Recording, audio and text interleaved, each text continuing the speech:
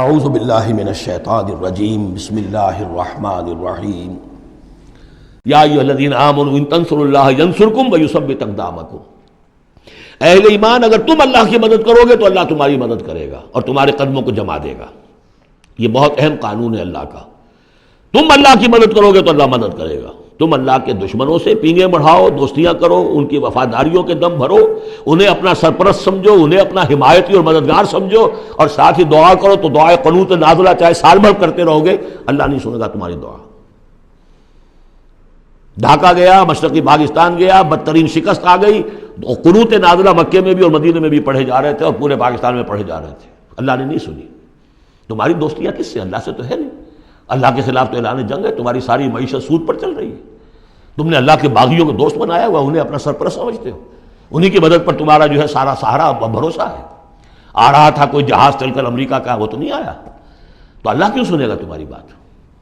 ان تنصروا اللہ ینصرکم ویثبت اقدامکم، اگر تم اللہ کی مدد کرو گے، تم اس کے اگر مخلص ہو، فرما بردار ہو، اس کے دین کا جھنڈا لے کر کھڑے ہو گئے ہو، تن من دھن اس کے لیے لگانے کو تیار ہو، اللہ مدد کرے گا اور تمہارے قدم جما دے گا۔ والذین کفروا فتعسا لهم، اور وہ لوگ جنہوں نے کفر کیا ہے ان کے لیے تو پھر ہے ان کو گویا کہ رد کر دینا، راندہ درگاہ کر دیے جائیں گے، وہ کھائیں ٹھوکریں۔ وعد اللہ اعمالہم، اللہ نے ان کے تمام اعمال کو، جد و جہد کو، کوششوں کو بالکل گمراہ کر دیا، یعنی ختم ہو گئی وہ، اور ان کا حاصل کچھ نہ ہوا۔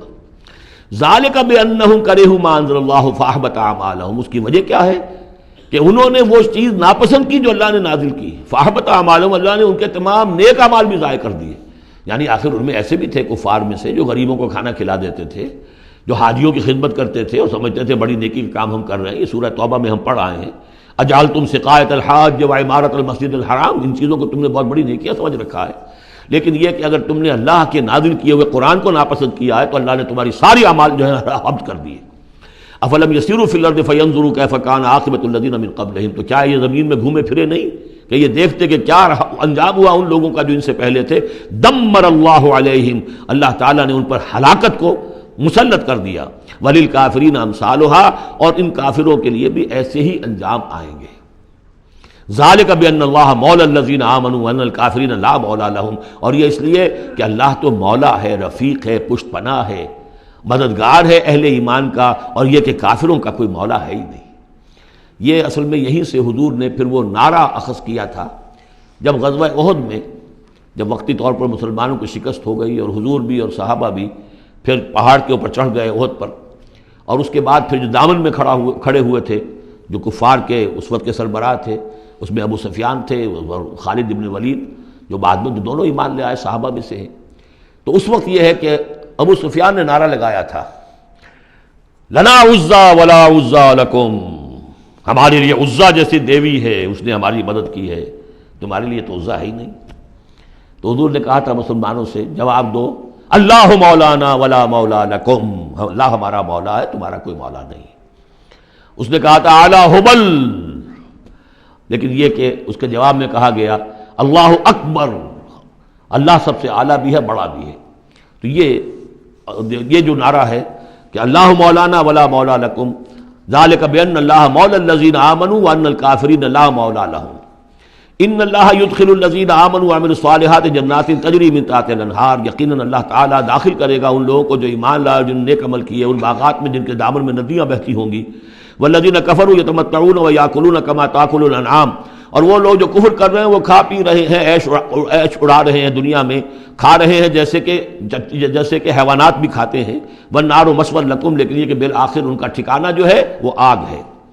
وَكَأَيٍّ مِّن قَرْيَةٍ هِيَ أَشَدُّ قُوَّةً مِّن قَرْيَتِكَ الَّتِي أَخْرَجَتْكَ، اور اے نبی کتنی ہی بستیاں ایسی گزری ہیں کہ جو اس بستی سے کہیں زیادہ قوت میں تھیں جس نے آپ کو نکلنے پر مجبور کیا ہے۔ مکے سے بڑے بڑے شہر تھے، ان سے بڑی اس کی جو ہے قوتیں تھیں، بڑی طاقتور قومیں وہاں رہتی تھیں۔ تو یہ جو بستی جس نے کہ آپ کو وہاں سے نکلنے پر مجبور کیا ہے، اس سے کہیں زیادہ بڑی جو بستیاں تھیں انہیں ہم نے ہلاک کیا۔ اہلکناہم فلا ناصر لہم، ان کو ہم نے ہلاک کر دیا اور ان کا کوئی مددگار نہ ہوا۔ افمن کان علی بینۃ من ربہ کمن زین لہ سوء عملہ، تو بھلا وہ شخص جو اپنے رب کی طرف سے بینہ پر ہے، اس کی سرشت اور اس کی فطرت نیک ہے، اور پھر یہ کہ اس کو اللہ تعالیٰ نے جو ہدایت دی ہے وہ اس پر قائم ہے۔